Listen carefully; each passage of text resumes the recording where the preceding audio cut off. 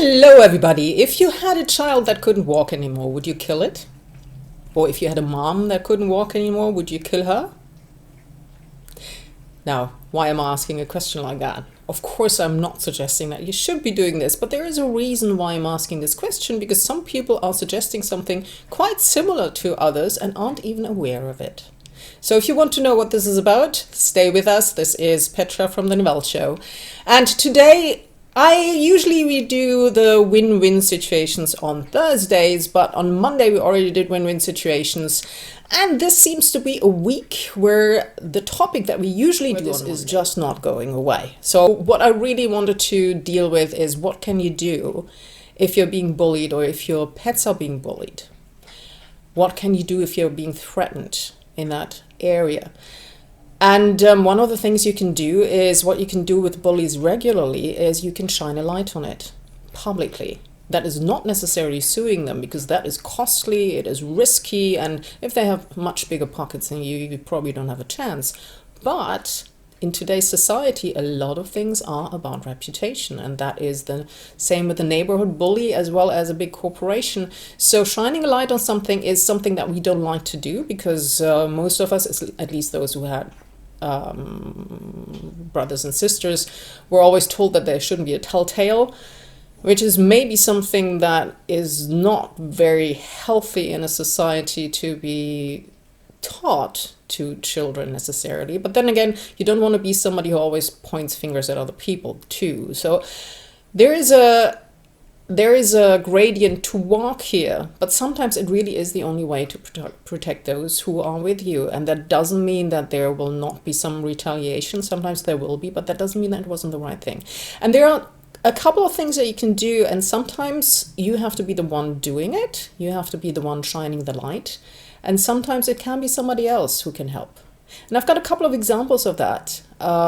There was a woman, a manager that I had in Canada. She was in Transport Marine at the time. It was in 2005 or 2004, something, quite a long time ago. I had gone to Canada to be an actress, and for 5 months it was all brilliant, and I was making money on movies, not necessarily as an actress, more as an extra, but I was getting acting jobs as well. So I was getting into it, and everything was kind of going the way that I wanted to go. And then there was a writer's strike. I mean, for a year, there was absolutely no work anymore in the TV and film business. So I had to look for something else. So I actually found Transport Marine. That's a government agency, a federal government agency, and the manager there gave me a job. It was a 5-month job, I think it was. But she gave me the job, and I didn't realize it at the time, but she was actually leaning herself out of the window quite a bit to give me that job when she saw how desperate I was. And it was a very, very gutsy lady. And one day she actually explained to me how she was dealing with bullies, because she had MS, so multiple sclerosis, right?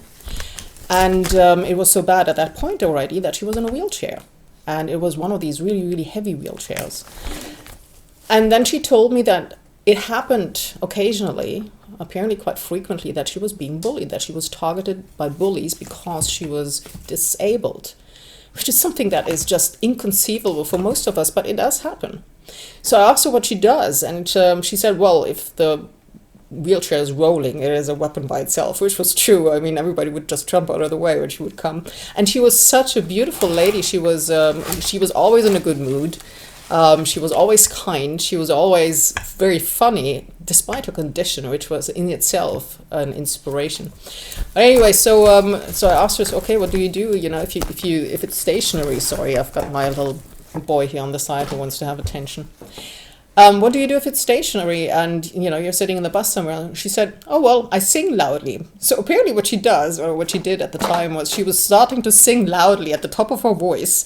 And of course, then people would look, and then the bullies would stop, because they wanted to bully her. But a lot of times bullies will rely on other people not seeing it, or on them appearing to be the ones who are on the right. So that was in Canada, and I came back again, and now it has happened to me quite a few times since that I've dealt with people who got bullied because they really loved animals. And they were always given the feeling that they were somehow deficient, or that they were being overly emotional. So they didn't really stand up to the bullies, and nobody else helped them either because everybody was afraid of the bullies, and that had some really bad effects. One of my friends, for example, I can't get a hold of anymore. I don't even know if she's alive because she actually did get suicidal. She was initially working for the SPCA, or the RSPCA in England, and had some really traumatic experiences. And the worst thing, I think, for her was that she was so in that culture. She was actually being bullied when I wasn't. Although we had the same attitude, and although she was actually taking part in things that I would never have taken part in, like breaking horses or going on hunting trips and stuff, although she felt really deeply for animals. And I think the worst thing for her was that she was taking part in things that she knew was wrong for her, but she felt that she had to in order to conform. While I didn't. But then I was a foreigner. I was obviously a foreigner, and I think I got a little bit more leeway at the time because I had a really thick accent, I think, at the time still. And they thought, okay, well, she's German and she's weird anyway. So I wasn't bullied because when I was standing up to animals, then, I did get some pushback, but they did respect me at that point. At that time, that was in Wiltshire. That was a long time before Brexit.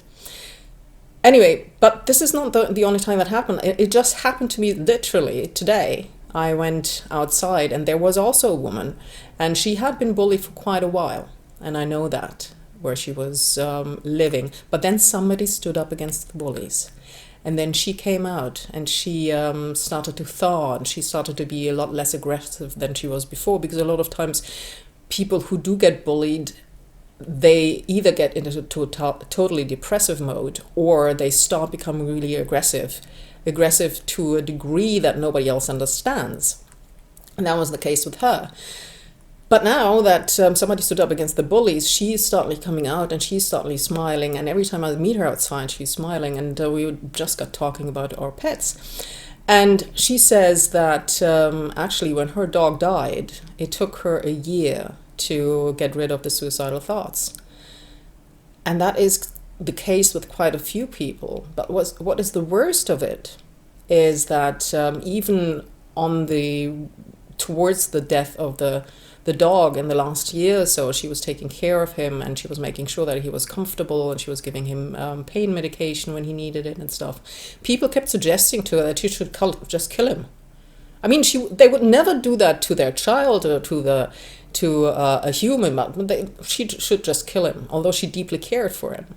And that is something really, really nasty, especially when people have not had that experience yet, or are not that used to, well, like I am used to now, to lose people that I deeply care for, including animals, because I've rescued quite a lot of them. And the first times it was very, very horrible, but I have a different way of looking at death now, which is just transformation of energy. And that is one of the reasons why I looked into Indian philosophy quite a bit.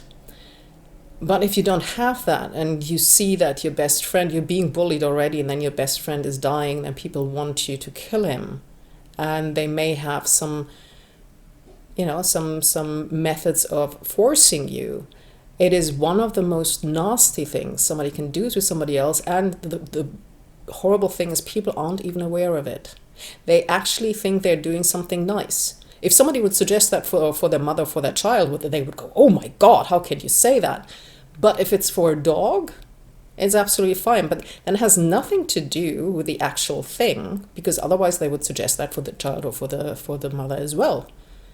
Of course, sometimes, people also get to that stage where, some of us do think we should let them go. But you're not going to do that immediately just because they can't walk properly at that point and have a little bit of arthritis, if they can get medicine. And why should you do that to an animal? Why should you do that to a companion that you have? And that is one of the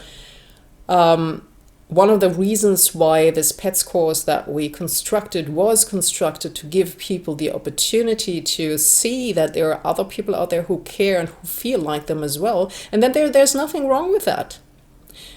Because every spiritual tradition is actually going towards a feeling of oneness, a feeling of caring for all life, not just human life, but for all life. And how can you then treat your companions like that? The Buddha apparently said that he can remember he did say that he could remember all his life since he was an amoeba. Well, he didn't go from an amoeba immediately to human. So there must have been stages in between where, there were animals. Well, what if he wasn't the only one? What if the animal in front of you is just a human, somebody who becomes a human later, who is just in an earlier stage? Maybe the Buddha was just faster than the rest of us, or he started earlier. And if you see it like that, then suddenly all those things that people who only care about humans say to other humans who care about more become a whole lot different. And even if you don't care about animals, you don't believe all of that, there are some of us who do, and there are some of us who you will deeply, deeply hurt if you are not aware that that is something okay to feel. So you may want to consider that, because wouldn't you rather know that this is what some people feel, even if most of them will never, ever tell you? I mean, the only reason why she told me is that she knows that I feel the same, that we talked about animals before, and then she opened up to me. And that happens to me quite often. I seem to be attracting that quite a bit. And they would never talk to somebody who doesn't feel that way, or says you have to be strong, you have to be cold, or whatever, because they know that they would be attacked and they wouldn't want to be attacked, and they already feel vulnerable. So of course they're not going to tell you that. They are just going to wait until you're out of the window, out of the room, and then they are going to talk. But there are people who really do care deeply, deeply about their pets, just as they would about a human, and who feel animals who have died come back to them, just as some people feel their dead husband or their dead wife comes back to them, or their dead child comes back to them. It's just a transference of energy in a way. So I would keep that in mind, because the last thing you want is to be the reason for somebody else's suicide. And some of the people in this, where she lived, could have been that. And I don't think that that's what they wanted. They just wanted their own way, basically, and they were just unconscious of what they were doing to her. But if you are in that situation, it can help to shed a light, and the reason why it changed for her is that somebody else shed a light on the bullying that was going on. And it wasn't necessarily just about animals. It was, they were bullying that person as soon as she moved in, and assumed that she would just back down. And she didn't. She just made public everywhere what they were doing and how wrong it was. And it turned out it was wrong. It was actually, they were actually wrong with what they were saying. And it turned out that a lot of other people were bullied at that place as well. And they suddenly came out as well and said, thank you that you finally said something, and thank you, and we're moving out. But, although they had just moved in, and it is an area where it is very hard to find apartments, and it's beautiful apartments that are completely new and great isolated in a great location and everything. Nobody moves out of here unless there's a really good reason. And it was 3 families within, I think the apartments are about 4 years old, and 3 families have already moved out. Right? But that kind of has stopped. That doesn't mean that there will not be retaliation at some point. There was too. But that doesn't mean that if you would keep still, it wouldn't be far worse. So shining a light on things is easier than it ever was, including you can use Facebook, you can use Instagram, you can use all kinds of different things. You can use flyers if you have to. I wouldn't do it for any stupid little thing, but if literally the life of another human, of another child, or of an animal, of a pet is in danger, that is the right time to do it. And you don't have to feel bad about it. If you feel bad about it because you're telling on someone, then people will see that you're feeling bad, and they will assume that you're doing something wrong. Right? So you have to know that what you're doing is right. Okay? So this was a little bit of a heavy talk today, but sometimes they have to be there.